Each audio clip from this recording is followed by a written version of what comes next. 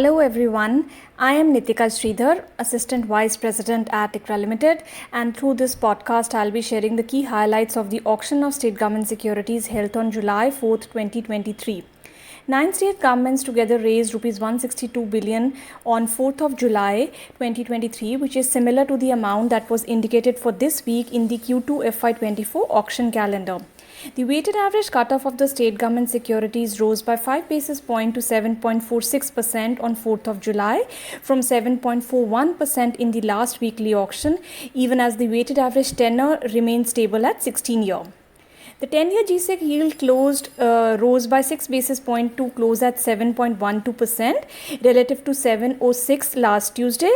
So the weighted average cutoff of the 10-year state government securities increased to 7.44 from 7.40 during the same period.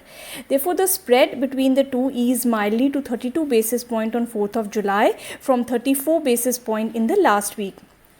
In aggregate, 21 state governments and 1 union territory have raised Rs 1.8 trillion through state government securities during April 1 to 4th of July 2023. This is 49% higher than the 1.2 trillion borrowed in the same period last year. For Q2 of FY24, the RBI has pegged the gross issuance at 2.4 trillion. This is 43% larger than the Rs 1.7 trillion that was raised in Q2 of FY23. The incremental gross borrowing of 713 billion in Q2 FY24 relative to the year-ago period is led by Karnataka, UP and Maharashtra.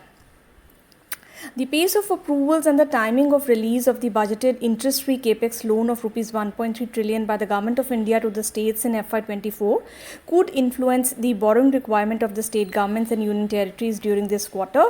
Also, the release of another double tranche of tax devolution by the Government of India to the states could impact the borrowing requirements of the states in Q2 of FY24.